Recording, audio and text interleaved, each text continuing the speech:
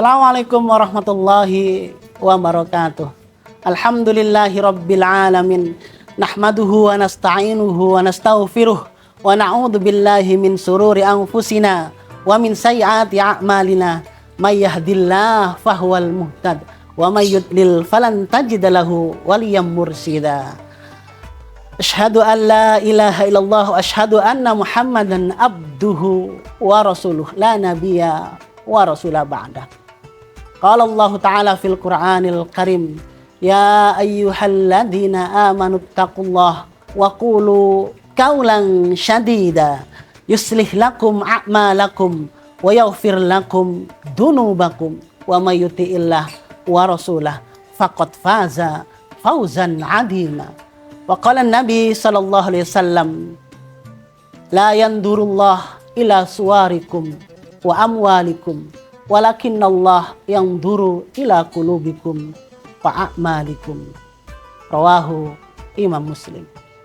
Para pemirsa yang dirahmati Allah, alhamdulillah Allah masih izinkan kita bertemu dengan Ramadan pada tahun ini dalam keadaan sehat walafiat, serta dalam keadaan iman dan Islam, serta mudah-mudahan kita bersama seluruh keluarga menjadi umat Muhammad sallallahu alaihi wasallam yang Ramadan tahun ini merupakan Ramadan yang sangat spesial yang Allah hadiahkan untuk kita bersama nantinya. Shalawat dan salam tak lupa kita haturkan kepada uswatun hasanah kita Nabiullah Muhammad sallallahu alaihi wasallam. Atas ajaran beliaulah serta petuah serta nasihat dari beliaulah kita selaku umatnya dapat membedakan antara yang batil serta yang hak. Para pemirsa yang dirahmati Allah, suatu kisah dari salah satu sahabat Rasulullah Muhammad SAW yang dituangkan dalam sebuah kitab yang berjudul Ashabur Rasul, karyanya Mahmud Isri, di halaman 104. Mengungkap sebuah kisah seorang sahabat yang tidak masyhur, yang tidak kenal, yang tidak terkenal di muka bumi. Akan tetapi satu sahabat ini sangat masyhur dan sangat terkenal di langit. Bahkan amal perbuatannya, amal ibadahnya, serta keimanannya dapat menggetarkan ars.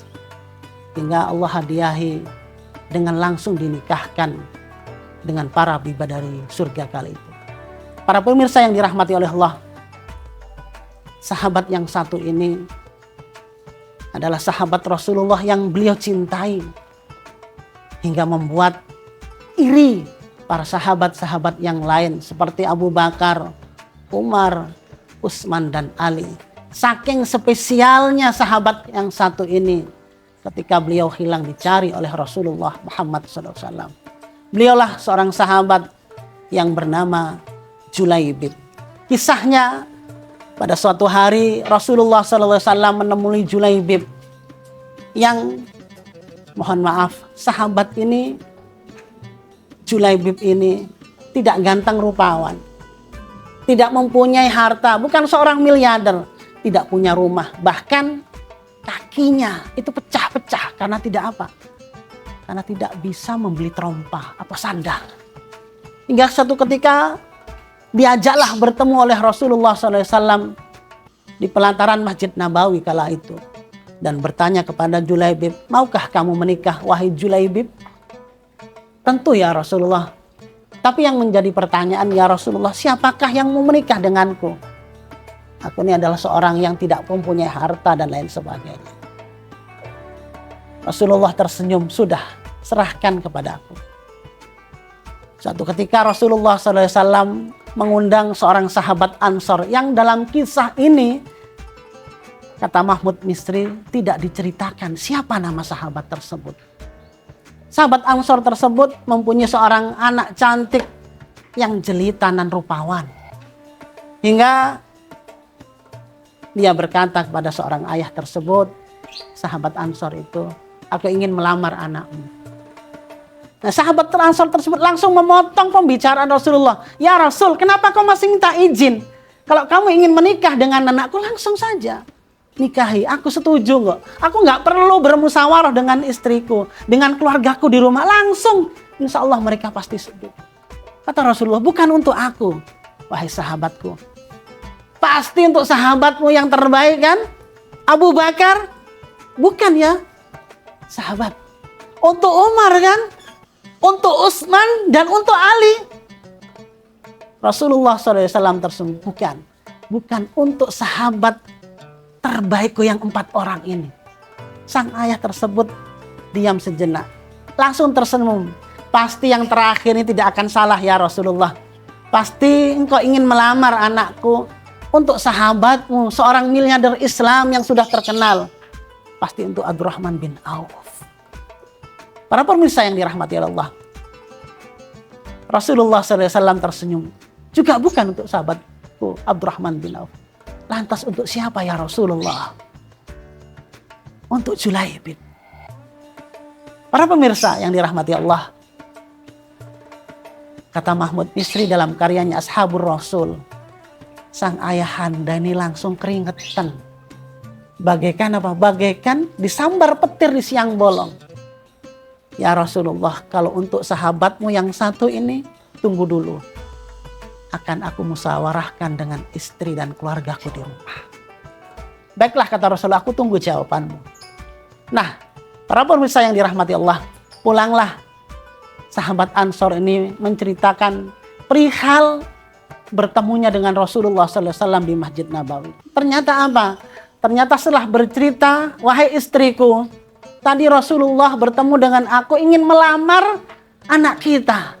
Sang istri langsung memotong pembicaraan sang suaminya. Sudah, terima saja wahai ayah. Kenapa masih bermusyawarah? Kenapa masih minta izin kepada aku? Toh untuk Rasulullah? Bukan, kata suaminya. Pasti untuk Abu Bakar, Umar, Utsman dan Ali. Ternyata apa? Ternyata isi daripada kepala suami istri itu sama. Juga bukan, kata sang suami. Pasti untuk sang miliarder Islam, Abdurrahman bin Auf? Bukan. Terus untuk siapa? Untuk sahabat Rasulullah yang satu, yakni Julaibib.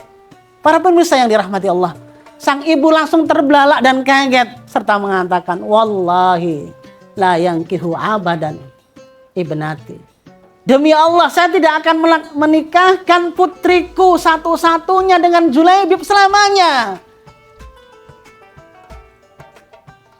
Siapa sih? Dan pasti semua orang tua di dunia ini pasti menginginkan hal yang terbaik untuk putra dan putrinya. Siapa sih yang tidak senang ketika putrinya, anaknya dilamar oleh orang-orang yang terkenal, oleh orang-orang yang mempunyai nama, jabatan, dan harta? Pasti menginginkan hal yang terbaik. Ternyata apa?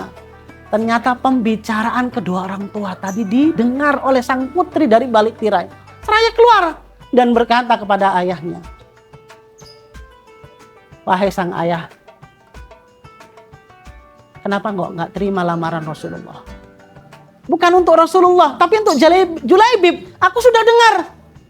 Tapi ini yang telah ditetapkan oleh Rasulnya dan Allahnya. Maka para pemirsa, hikmah yang dapat kita ambil adalah segala sesuatu yang ditetapkan oleh Allah dan Rasulnya pasti itu yang terbaik.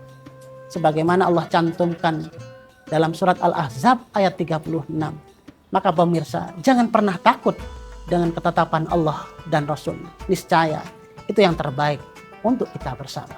Sekian dan demikian, mudah-mudahan dapat bermanfaat. Nasrum minallah wa fathun qarib wa basyiril mu'minin. Assalamualaikum warahmatullahi wabarakatuh.